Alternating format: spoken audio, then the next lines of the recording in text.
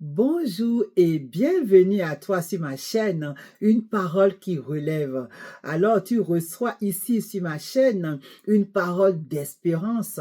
Je te donne à toi qui traverses des situations difficiles, des défis du quotidien, tu reçois ici une parole qui te relève. Alors, si tu es nouvelle ou si tu es nouveau sur ma chaîne, je vais me présenter à toi. Je m'appelle Lucienne Tofidji, je suis une enfant de Dieu, je suis chrétienne et pratiquante, je suis coach d'encouragement et je suis aussi infirmière de profession. Alors aujourd'hui encore, je viens te faire un nouveau partage. Je viens pour te parler de cœur à cœur. Avant toute chose, comme à mon bonne habitude, je crois que c'est une bonne habitude de prendre de tes nouvelles et j'appelle même la minute prendre soin. Comment vas-tu? Comment vas-tu mon frère et ma sœur? Comment vas-tu, toi qui m'écoutes semaine après semaine, toi qui me prêtes ton oreille?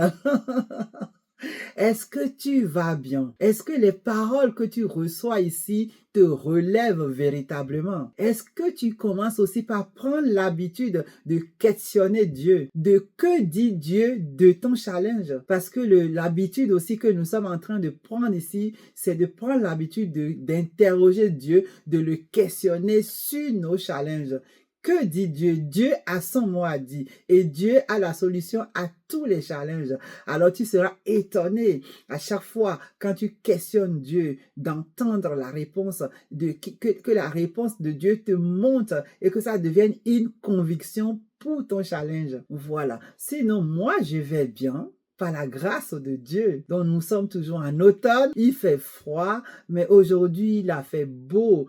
Nous avons eu un temps printanier presque, hein? Voilà, il y a toujours les fleurs, les feuilles qui tombent, ils sont de toutes couleurs, orangé, jaunâtre, et c'est très très très beau. J'aime bien l'automne, j'adore l'automne à cause de toutes ces couleurs-là qui sont très très très belles. Mais en fait, j'aime aussi les autres saisons, j'aime toutes les saisons. Donc voilà. Donc aujourd'hui encore, je viens pour te partager un nouveau thème. Et avant de partager le thème, je vais d'abord te faire un résumé de ce que je t'ai partagé la dernière fois. Alors la dernière fois, je t'ai parlé d'un thème que j'ai nommé « Quand je suis fatigué d'être fort ». Quand je suis fatigué d'être fort, que faire? Alors, je t'avais dit de reconnaître ta fatigue, de reconnaître ton état de fatigue.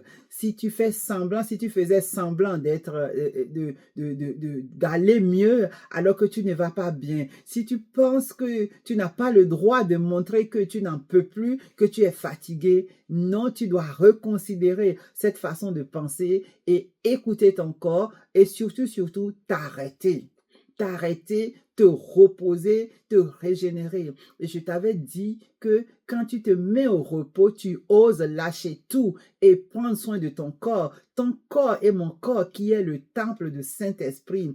C'est ton humanité qui parle. Et en même temps, tu es en train de prendre soin du temple du Saint-Esprit. Et pendant ton temps de pause, la puissance de Dieu, la puissance du Saint-Esprit vient s'impulser dans ton corps et te fortifier. Pendant que tu te reposes, le Seigneur peut te faire du bien en t'envoyant des aides. Ou bien, quand tu as fini de te reposer et que tu reviens sur ta préoccupation, le Seigneur Jésus te fait racheter le temps. Et à la fin, je t'ai partagé une parole qui te relève. Et cette parole, c'était dans le livre de Matthieu, chapitre 28, verset 11, que tu connais maintenant. Venez à moi, vous qui êtes fatigués et chargés, je vous donnerai de repos. Voilà, cette parole, j'ai foi que tu l'as déclarée sur ta vie.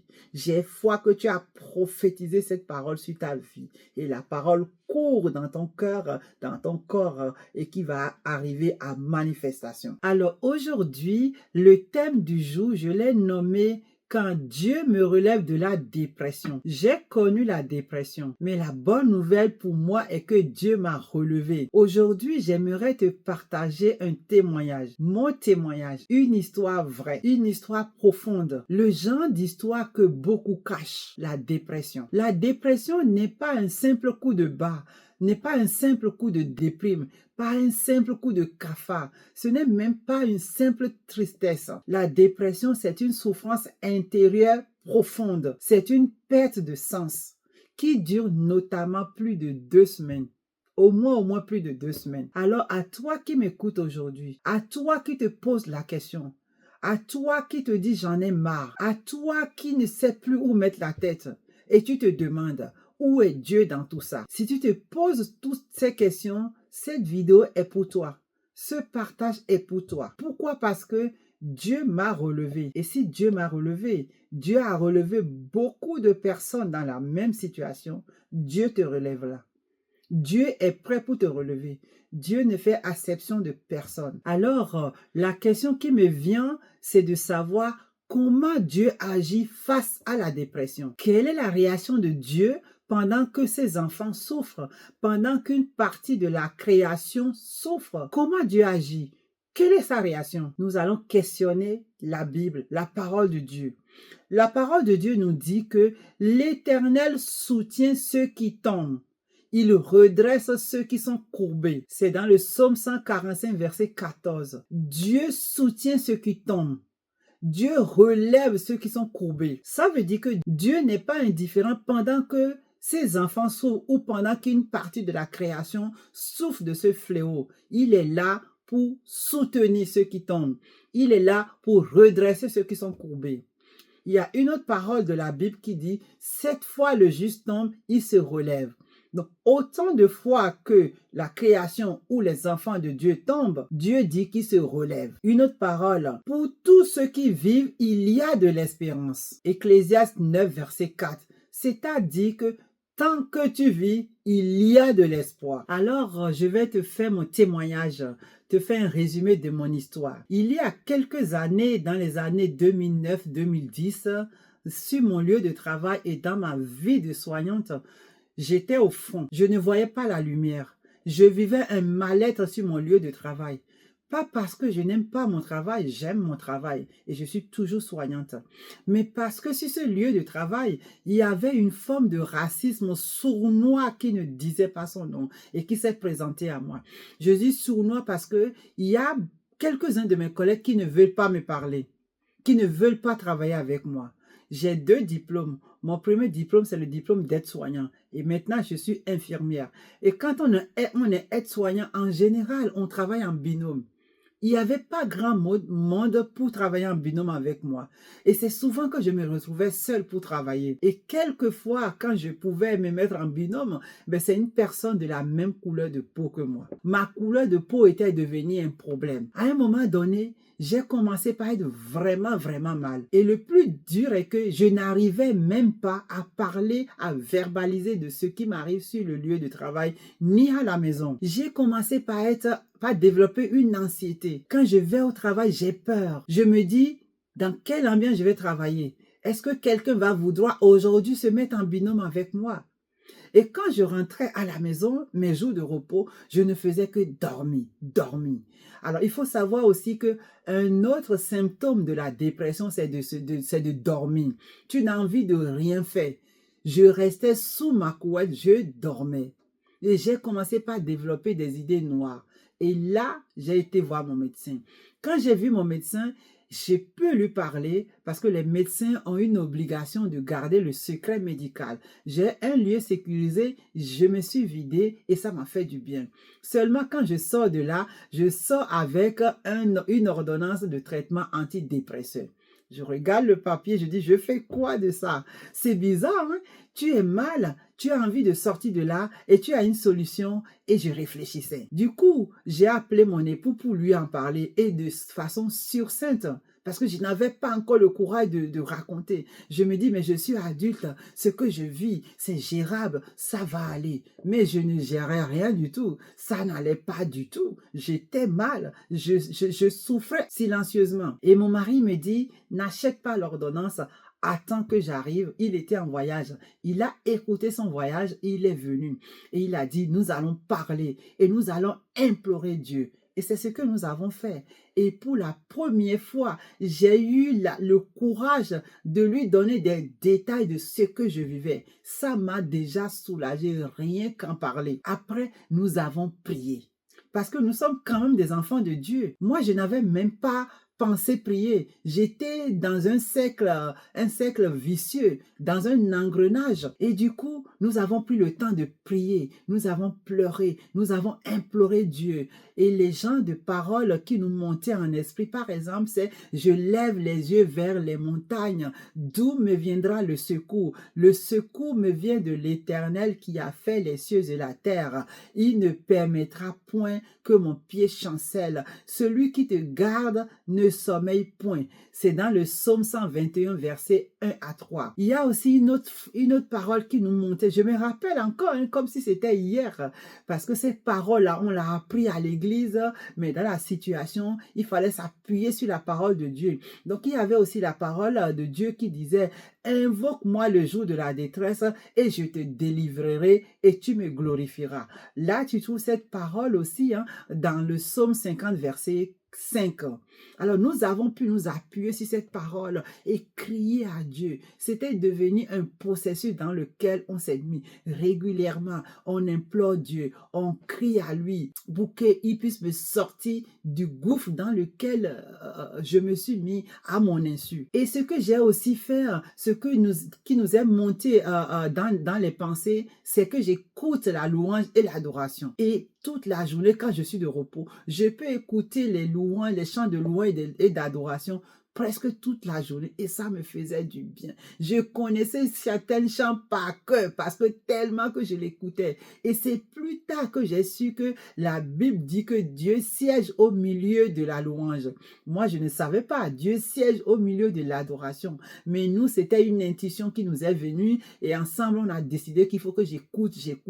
Et je me suis exposée à la louange et à l'adoration. Alors, une autre chose aussi que j'ai faite, c'est que je me suis inscrite sur un site chrétien qui m'envoyait que je recevais un verset par jour. Donc, je lisais, il me fallait juste ce seul verset-là et qui est adapté à ma situation. Donc, je recevais les versets bibliques un par jour que je méditais. Et pendant mon temps de méditation, j'ai fini aussi par découvrir dans la Bible qu'il y a aussi un grand prophète de Dieu qui s'appelait Élie et qui a été touché par la dépression. J'ai dit, pendant ce temps-là, j'étais naïf. Je ne savais pas que la dépression pouvait toucher tout le monde. Je dis, un grand homme de Dieu comme ça, Élie a été touché. Et au fait, tu verras cette histoire dans 1 Roi 19. 1 Roi chapitre 19. Tu lis tout le chapitre, ça va te faire du bien. Et au fait, Élie avait gagné une bataille avec les prophètes de Baal, les idolâtres. Et quand il a gagné la bataille, il y avait même les prophètes de Baal qui avaient péri, qui avaient perdu la vie. Je ne te raconte pas le détail parce que c'est pas l'objet, donc tu peux le lire, lis dans la Bible. Donc, il y avait autant de prophètes, la Bible dit jusqu'à 850 prophètes de Baal qui ont péri dans l'histoire. Donc, Élie vient de gagner une bataille spirituelle. Et au fait, quand il finit de gagner cette bataille-là, il y a une femme qui s'appelle Jézabel, qui était la femme du roi Akab. Le roi Akab, c'était un roi sur Israël en ce temps-là, et qui était furieux, et qui a menacé Élie. Elle disait à Élie, que Dieu me traite, que Dieu me punisse si le lendemain à cette heure-ci, je ne te fais pas subir la même chose que tu as fait subir au prophète de Baal. Élie a eu peur. Il a commencé par fuir. Et dans sa fuite, il était fatigué, épuisé. Il a commencé par dormir. La Bible dit c'est sur le mont Horeb. Tu liras. Et pendant qu'il dormait, Dieu lui a envoyé ses anges pour le nourrir. L'ange est venu, l'a réveillé. Élie, Élie, réveille-toi, mange. Et Élie s'est réveillé, il a mangé la galette que l'ange lui a apportée. Il a bu, il s'est rendormi. Quand je lisais 1 Roi 19, j'ai vu que l'ange de Dieu est venu tous les jours jusqu'à 40 jours pour s'occuper d'Élie. Waouh! Il s'est occupé d'Élie de la part de Dieu pendant 40 jours. Alors j'ai compris là que au fait, ce que je vivais, personne n'est épargné. Les grands hommes de Dieu, quel que soit qui tu es, ça peut t'attraper. Les grands hommes de Dieu peuvent vivre la dépression. N'importe qui dans le monde entier peut vivre la dépression. Donc, j'ai remarqué que n'importe qui peut vivre la dépression. Les enfants de Dieu ne sont pas épargnés.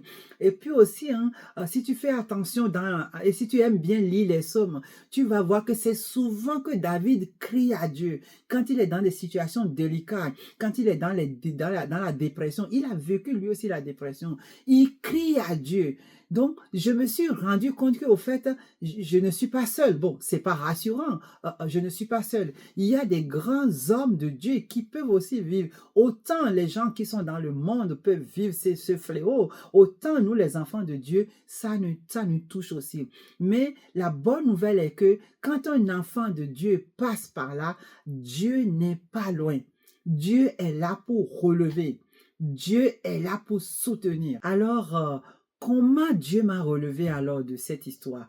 Comment Dieu m'a relevé de la dépression? Au fait, Dieu n'a pas changé tout du jour au lendemain. Je ne me suis pas levée du jour au lendemain. Paf, la dépression est partie. Non. Dieu a commencé petit à petit, d'abord par me redonner la force, par me donner la vigueur, le sourire. Parfois, c'est les versets bibliques que je lis qui me guérit, qui me donnent la joie.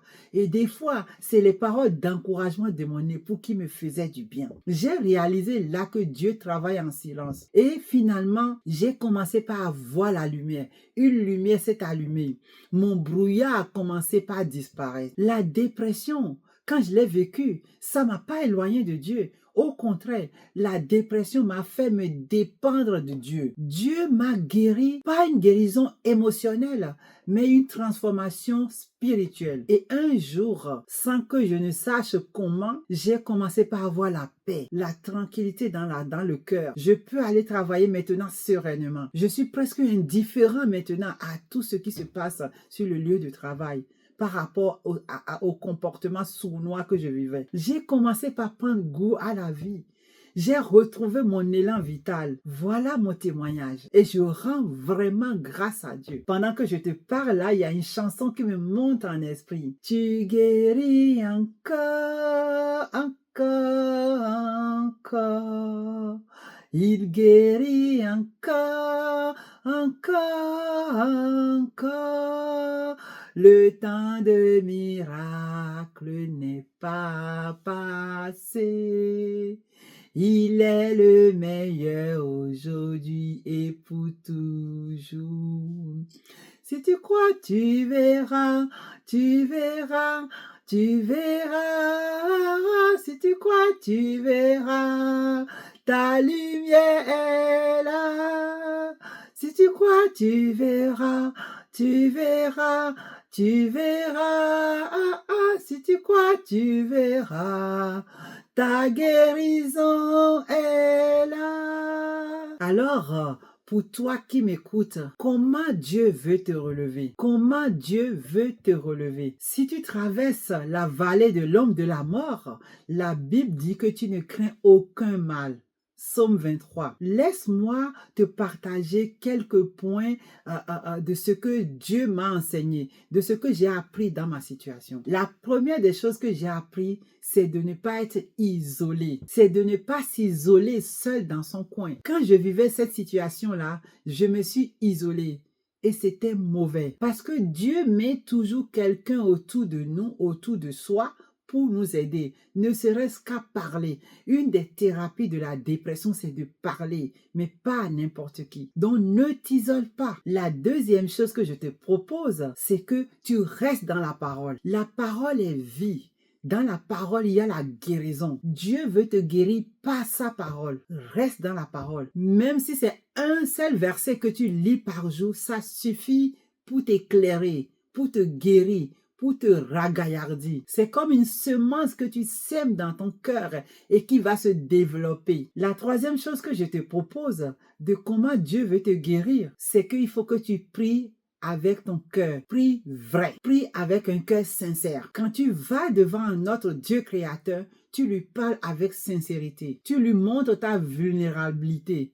que tu n'en peux pas, que tu n'arrives pas à t'en sortir tout seul, que tu ne peux pas te guérir tout seul, tu ne peux pas sortir de cette dépression seul. Demande à Dieu son aide, dis-lui que tu comptes que sur lui. Sans lui, tu ne peux rien. Sans lui, tu restes demeuré dans la situation. Montre-lui que tu dépends de lui, que tu as vraiment besoin de lui, que tu es un incapable. La parole de Dieu dit que nous avons la volonté, mais pas la capacité. La capacité de sortir de ce fléau nous vient de Dieu. Dis-lui que tu t'abandonnes à lui. Parle-lui vrai. Pendant que je suis en train de te parler comme ça, la même chanson me vient. Si tu crois, tu verras. Ah, tu verras. Tu verras. Si tu crois, tu verras. Ta lumière est là. Si tu crois, tu verras. Oh, tu verras. Ah, tu verras. Ah, ah. Si tu crois, tu verras. Ta délivrance est là. Voilà. Donc, tu as compris que la suite, le quatrième point, c'est que baigne dans les chants d'adoration et de louange. Dieu siège dans les louanges. Écoute les chansons d'adoration, de louange sans modération. Ça, c'est une des choses qui m'a sorti. Au lieu que la tristesse prend la place, c'est les chants de louange et d'adoration qui envahissent ma maison et qui envahissent mon cœur. Et ça m'a fait du bien. Alors, pour finir, je vais te dire qu'aujourd'hui, si je souris, mais ça fait longtemps que je souris déjà parce que ça fait depuis l'année 2009-2010. Si je souris aujourd'hui, c'est parce que Dieu m'a relevé. Dieu m'a relevé. Et pour toi aussi qui passes dans la situation, Dieu veut te relever. Dieu veut te sortir de ce fléau. Dieu t'aime. Dieu ne pense pas t'abandonner. Dieu ne veut pas t'abandonner dans ta vallée. Tu as bien vu ce que Dieu a fait avec Élie. Dieu lui a envoyé un ange qui l'a nourri tous les jours pendant 40 jours. Il a eu sa galette sur le petit rocher bien chauffé. Il a bu, il s'est rendormi. Il était tellement fatigué, épuisé. Il fallait qu'il soit nourri longtemps avant de retrouver sa force. Et Dieu l'a relevé. Dieu veut te relever. Dieu t'aime. Dieu veut te relever aujourd'hui. Si tu te sens brisé, Dieu veut te servir de ce qui t'a brisé pour relever d'autres. La dépression n'a pas été la fin de mon histoire. C'est plutôt le début de ma reconstruction. Dans ma dépression, Dieu m'a donné une huile de joie. Alors, mon frère et ma sœur, toi qui m'écoutes, lève les yeux vers les montagnes, lève les yeux vers le ciel. Le secours vient de Dieu. Alors, la parole qui te relève véritablement dans mon partage, c'est le psaume 121, verset 1 à 3, qui dit ceci. Je lis la parole. Je lève les yeux vers les montagnes, d'où me viendra le secours. Le secours me vient de l'Éternel qui a fait les cieux et la terre. Il ne permettra point que ton pied chancelle. Celui qui te garde ne sommeille point. Lève les yeux. Le secours vient de Dieu. Alors, nous allons déclarer cette parole. Nous allons faire une déclaration prophétique. Alors, tu peux répéter après moi. Si tu veux, tu peux fermer les yeux, mais répète après moi. Je déclare au nom puissant de Jésus que je lève les yeux vers les montagnes, de là où me vient le secours. Je déclare au nom puissant de Jésus que le secours me vient de l'Éternel qui a fait les cieux et la terre. Je déclare au nom puissant de Jésus que Dieu ne permet point que mon pied chancelle. Je déclare au nom puissant de Jésus que celui qui me garde ne sommeille pas. Amen. Alors, ce que j'ai oublié de te dire, quand tu fais des déclarations prophétiques comme ça, basées sur la parole de Dieu, même si tu fais des déclarations de foi, conjugue tous les verbes au présent, now, maintenant. C'est maintenant, now, que tu veux que ta dépression s'envole, que tu veux te libérer, te défaire de la dépression. Donc, tous les verbes de ta déclaration, tu le conjugues au présent. Alors, fais une petite prière avec moi. Père de grâce, nous voulons te magnifier, nous voulons te glorifier. Nous sommes tellement reconnaissants pour ce que tu fais dans nos vies. Nous te disons merci de ce que ce soir, tu as encore libéré la parole. Tu vois tes enfants, tu vois ta créature qui est en train de souffrir de la dépression ou de d'autres fléaux. Ce n'est pas ta volonté que tes enfants souffrent. Alors tu es là, tu veux soutenir, tu veux relever, tu veux prendre soin. Tu demandes à tes enfants de lever les yeux vers toi parce que le secours est vers toi. Je te rends grâce de ce que réellement, véritablement, tu es le seul Dieu qui secoue. Alors je te présente mon frère, ma soeur qui traverse ces situations, que ta parole qui a été envoyée les guérit au nom puissant de Jésus. La Bible dit, il envoyait la parole et la parole les guérit et les fait sortir de la fosse. Alors cette parole qui a été envoyée, je te rends grâce de ce que la parole guérit le cœur au nom de Jésus et les sort de la fosse de la mort au nom puissant de Jésus. Merci Seigneur de ce que tu prends soin de ta créature, de ta création et tu prends soin de tes enfants. Je te bénis, je bénis ton nom, je te rends grâce, je te magnifie au nom puissant de Jésus. Amen. Amen. Alors, j'arrive à la fin de ce partage et j'ai une question à te poser. Est-ce que tu as fait la paix avec Dieu? Est-ce que tu es en alliance avec Dieu? Si tu n'as pas fait, si tu te demandes de quoi tu n'es pas Lucienne, ça veut dire que tu n'as pas fait encore la paix avec Dieu. Tu n'es pas réconcilié avec Dieu. Si tu ne l'as pas fait, c'est maintenant. Si tu veux te réconcilier avec Dieu aujourd'hui, tu peux te réconcilier. Parce que demain ne nous appartient pas. Demain n'est qu'une espérance. Alors, si tu veux faire paix avec Dieu, je te donne la marche à suivre. Écoute, il y a le texte de Romains 10, verset 9 qui dit, « Si tu confesses de ta bouche le Seigneur Jésus, et si tu crois dans ton cœur que Dieu l'a ressuscité des morts, tu seras sauvé. » Alors, comment tu fais pour te réconcilier avec Dieu? Il faut d'abord croire en sa parole dans ton cœur. Et après, maintenant, tu confesses de ta bouche que Dieu a ressuscité Jésus des morts. Le salut vient que de Jésus-Christ. Il n'y a que Jésus qui sauve. Il n'y a pas une autre entité qui sauve. Si tu te poses la question de, si je meurs aujourd'hui, est-ce que je vais partir au paradis? Si tu te poses cette question, ça veut dire que tu n'as pas encore fait la paix. Donc, tu fais la paix avec ce cheminement-là. D'ailleurs, si tu veux, je vais prier avec toi. Donc, d'abord, la parole que je t'ai partagée, tu dois croire dans cette parole. C'est le premier cheminement. Et maintenant, tu confesses. Pour confesser, c'est pas une prière. Ferme les yeux et répète après moi. Seigneur Jésus, je te dis merci pour ta parole que j'ai écoutée. Je crois en cette parole. Je te demande pardon d'avoir vécu ma vie loin de toi. Pardonne-moi. Et maintenant, je t'accepte dans mon cœur comme Seigneur et Sauveur. Viens habiter dans mon cœur au nom puissant de Jésus. Fais de moi la personne que tu veux que je sois par le nom de Jésus.